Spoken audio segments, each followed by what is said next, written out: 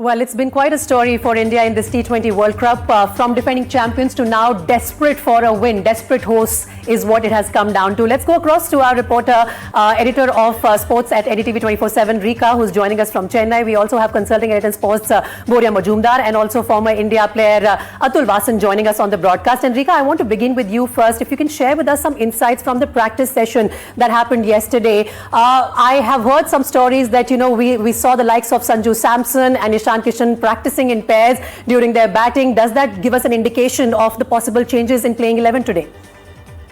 Well, yes, Preeti, that's exactly what was asked to the batting coach of the Indian cricket team ahead of the match. He said that, Sanju Samson batting in the net is no indication of the fact that he will make his back to the team. But, all chatters really lead to that end that Sanju is coming back to the team. And he is going to open with Abhishek Sharma. Ishan Kishan is going to come at one down, and thereafter our captain.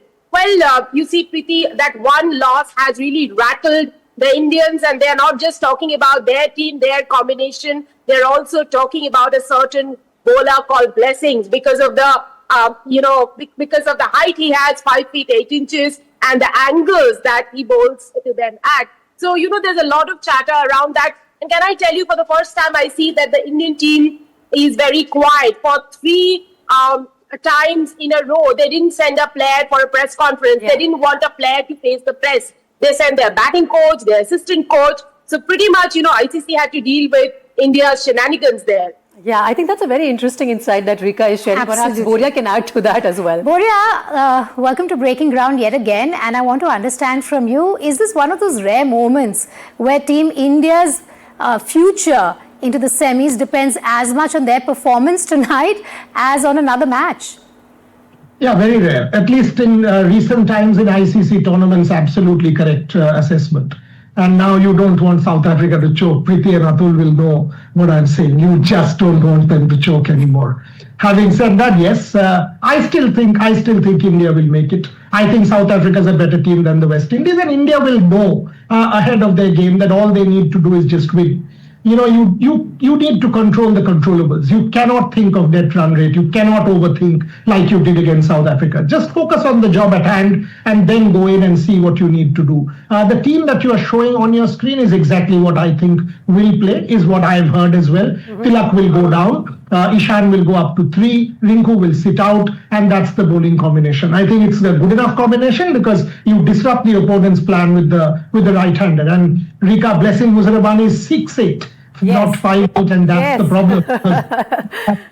When he delivers the ball, it becomes a bit of a problem. Even the second floor delivery at the top is quite a handful. So don't take Zimbabwe lightly. That's right. In fact, Atul, I want to bring you in here. The kind of discussion that we were having when India was playing South Africa in the Super 8 stages, and the way everyone labels them as chokers. They have got a choke hold around India's neck now after that massive win over the hosts. And now we have come to a situation where we cannot afford to lose any game. And add to that, we have to win by big margins. Yeah. Add to that, we also have to pray that South Africa continues to win against West Indies. Sorry, I've lost your audio, but if you're talking about, can you hear me? Yes, I couldn't hear. Okay, now. I think, Boria is right. You can't take Zimbabwe, lightly because they have beaten Australia, they beaten Sri Lanka. And can you imagine they are ranked number 11 in the world and we are number 1. But just one match has changed the scenario so much that suddenly, self-doubt has creeped in and, team combination has been blamed. Hindsight is perfect vision. In hindsight, Axar Patel shouldn't have been dropped, but now he's back. So 2 wrongs sometimes don't make a right also. But it's Chepauk. We have got more experience here. And I think West Indies, what I was talking about, they are due for an implosion. And South Africa played a perfect game the other day. And I think we were, caught out. And I think this could work in our favor if we can just make it through. Because you have to win one game big. Right. Rika, I just want to quickly take a question here. She was talking about the press conference and the fact that none of the players have been sent there. Only the support staff and the coaches are coming and addressing the media. Rika, is there any acknowledgement from the team management that perhaps leaving out Axar in that last match against South Africa was the wrong choice in playing 11? And also, what about his entry in the playing 11 today? Is it certain? It is. It's mostly certain that Axar Patel is going to be fielded against in place of local boy Washington Sundar. He'll make his way back into the team. After last match, what happened was they had sent one of their support staff for the press briefing, and that was Ryan Nashkata, the assistant coach of the Indian cricket team. He was specifically asked as to why Axar Patel was left out, and he said due to matchups, Washington Sundar was being played and Axar was left out of the team. Well, Washington Sundar was given 2 chances in Ahmedabad and he really didn't live up to his reputation. So Axar will make his way back to the team. Also remember, he is a very good batter deep down. He will be expected to bat. This deck tonight is the deck on which New Zealand played against Afghanistan and they scored 183. They chased it down within 17.3 overs. So there will be runs on offer and India will be expected to bat deep, which is why they also want Axar Patel in the team. Boria, I want to just step back before we look forward. You know, that match where we were handed that big defeat by 76 runs. Of course, it was a defeat in itself. But does that also remain the biggest obstacle when it comes to the net run rate, that defeat by 76 runs? You see, yes. The first answer is yes, because you are now dependent on the West Indies-South Africa game. Had it been a lesser defeat margin, you wouldn't have. Because had it been a, say, 20-run defeat margin, you would have been in control of your fate. You could have beaten Zimbabwe, beaten West Indies by a certain margin, and you're through. Atul said this, that, and many are, that, you need to win big. You don't. Because the fact of the matter is, if West Indies win today, this win big also will not work. Because then the win big is you're actually talking about winning by more than 120 runs, more than 100 runs. Yeah. That's not going to happen. So all you need to do, again, I say the same, control the controllables.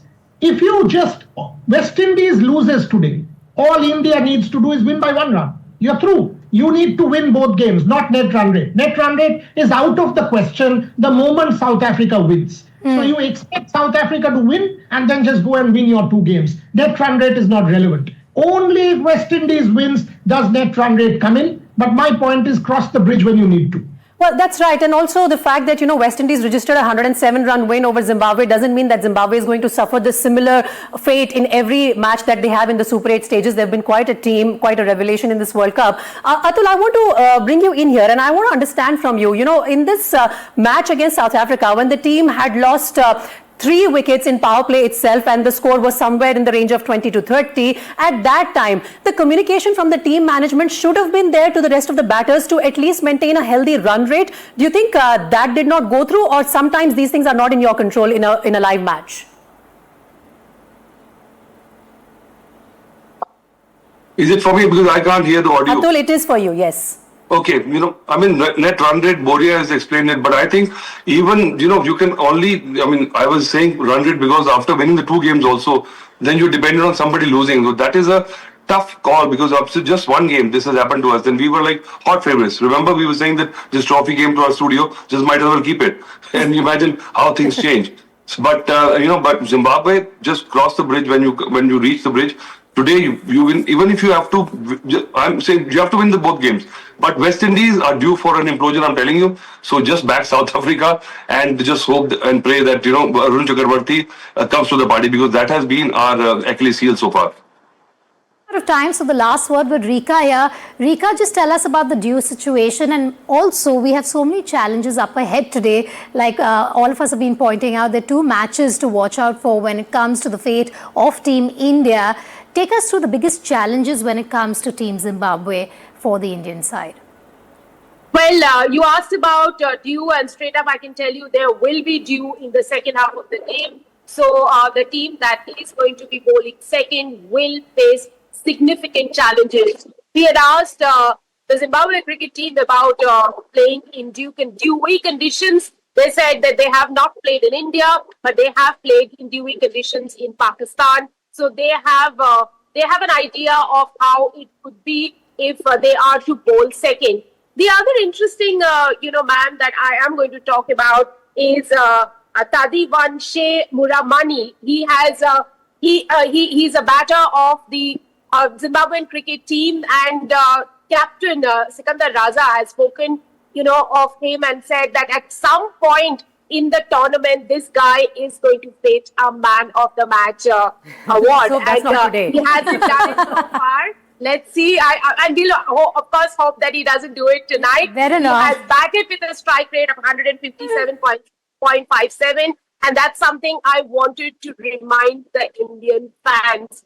Overall, great energies in Unbeaten. That's what they call this city, Chennai Super Kings Den and Chepauk Stadium. 36,000 seating capacity stadium. It will be packed tonight. Remember, this had to be the India-Australia game. But since Australia got knocked out of the tournament, courtesy Zimbabwe, now it is India-Zimbabwe, but not without context. All right. Rika, Boria and Atul, thank you all for joining us on this special coverage. Of course, we'll continue to track what's Rika, coming. you better be our lucky mascot there today. We're depending on you as much as we're depending on Team India. A lot of blame is going to Ahmedabad Stadium. A lot of blame can go to the reporters on ground. Rika's saying something. Rika, we couldn't hear you. What are you saying? Out here in my blue.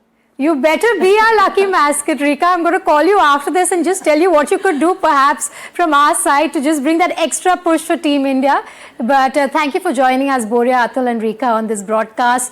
From 3 o'clock this afternoon, I think Preeti, Rika, Boria and Atul are going to be very busy and fingers will be crossed till tonight. So thank you for joining us on Breaking Ground on this special broadcast.